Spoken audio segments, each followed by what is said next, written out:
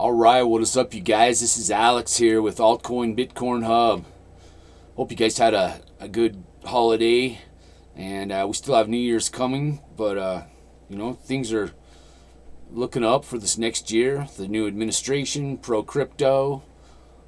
Things have been down a little bit here with the holidays and the low volume, but we're going to talk a little bit about that. We're going to talk about the altcoin season, still kind of put on hold here. The Bitcoin dominance has been going back up, hit a little bounce. We also got some Tether FUD going on, and we're going to talk about that. If you can hit like and subscribe, that'd be awesome.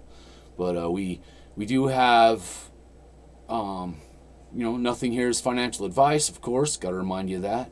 But let's get started here. Yeah, with the Tether FUD that we got going on. There's some with the EU. It's a big deal with the MiCA implementation phase is ending on December 30th. There is also a transitional 18th month phase in MiCA's total 36-month timeline.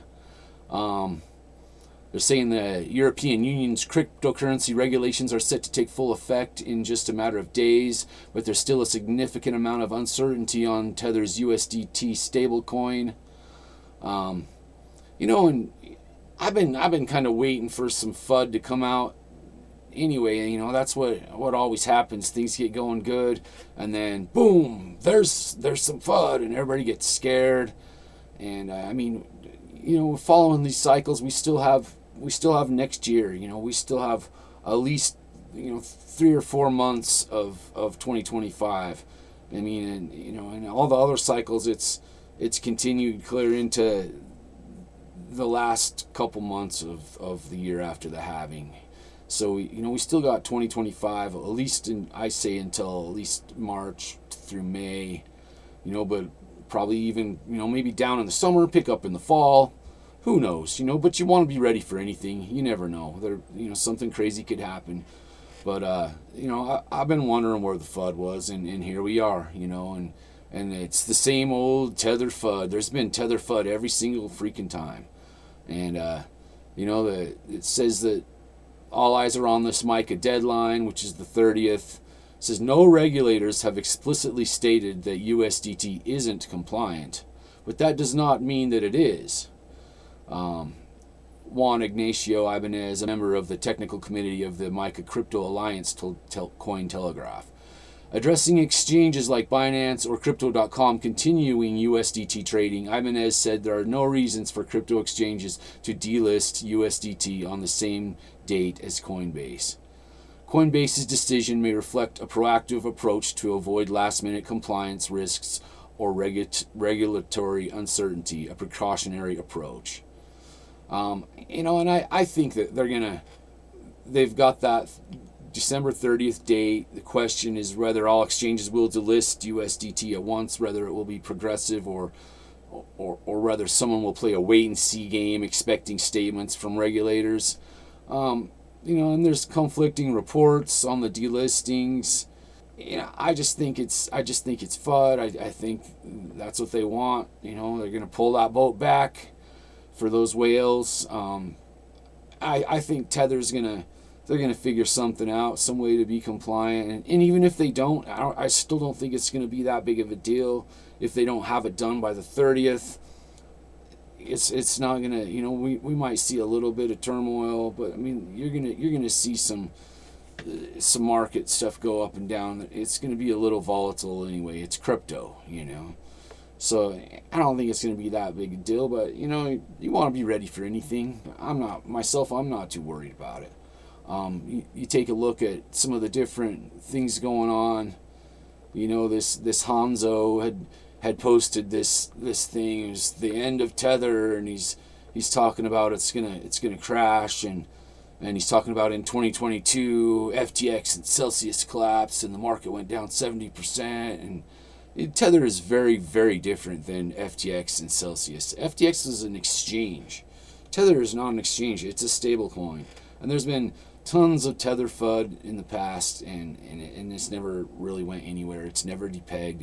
It's came off of its peg just a tiny bit a couple times, Uh, this happens all the time.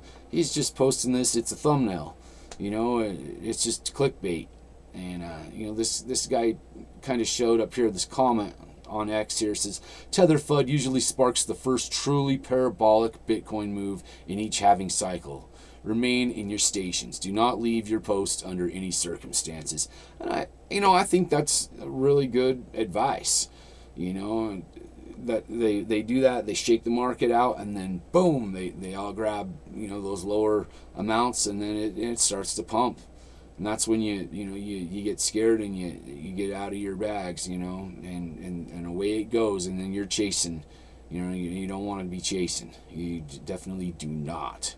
I see other guys, posting the same type of thing. This Paulo Ardino says, if you look in the X bios of many people fudding Tether, it's easy to understand their play. A poorly coordinated campaign pushed by competitors. It won't work, as it never worked. And it makes sense to me. I'm not too worried about it. Saying here, at a time when Donald Trump promised to make America the crypto head, Europe followed a different path with the Tether ban. Tether USDT is the biggest stablecoin, and it is considered the ideal for crypto transactions due to its value being pegged to the dollar. However, the same stablecoin could possibly trigger a crypto market crash. I'm not buying it. Will Tether ban result in a crypto market crash? Yeah, it's just, you go and do your own research for sure. You don't ever want to just listen to what somebody's saying. It's a ticking time bomb, but some of these guys just say it's bullish. The Tether CEO has still shown enthusiasm, calling all the FUD the bullish signal for their token, and I kind of agree with it.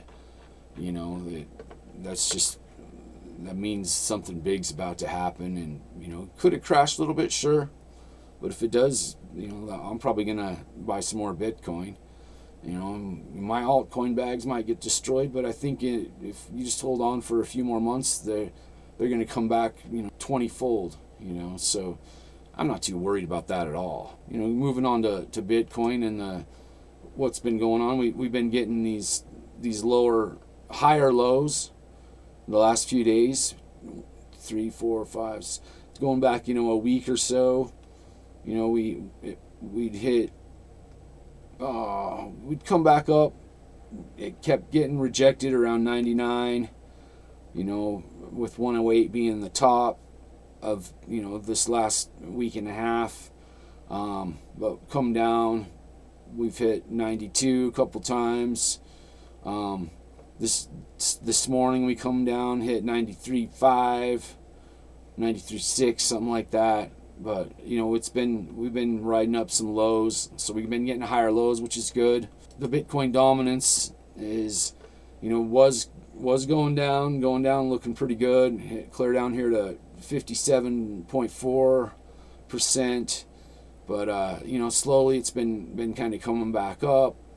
Over the last couple days it has went down again, so it might have just hit a little resistance up here around 58.6, come back down. It was at 57.8. Right now we're back up to 58.1.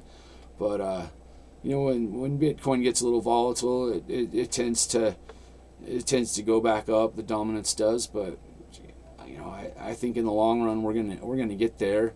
And even when Bitcoin starts going back up a lot, it doesn't mean that the dominance has to shoot back up. I mean, it might a little bit, but I think overall, we're looking pretty good and getting close here into the altcoin season. I mean, if you go back into the 6-month view, you can see that it topped out around the 61.7%. Come clear back down here to 54. What we really want to get back into altcoin season, is to get back maybe where we were in March or April, get back down into the 40s, and gets down into 43% or something where it was in March. I think our high back in March was around the 10th. It hit 42.8% dominance.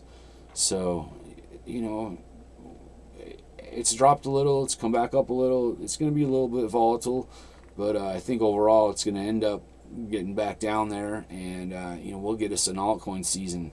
And so, you know, we're looking pretty good. It could be worse, but you never know. You know, you want to keep your ear to the railroad tracks and see what's going on. But you know, I think overall we're looking good, and you know, keep your chin up. Don't get shaken out of your positions. You know, but there's nothing wrong with taking a little profit too when you see some stuff, you know, doing super good and hitting some of those top marks. You know, there's nothing wrong with taking a little bit of profits and, you know, and scooping them up. But you know, we'll talk to you guys next time. We're gonna take a deep dive on some gaming projects that are coming out, and super excited about that. I've been working on some research with those, and want to make a really good video with those, and kind of showing which ones I think have the most promise. But until then, man, take care, and we'll peace out later.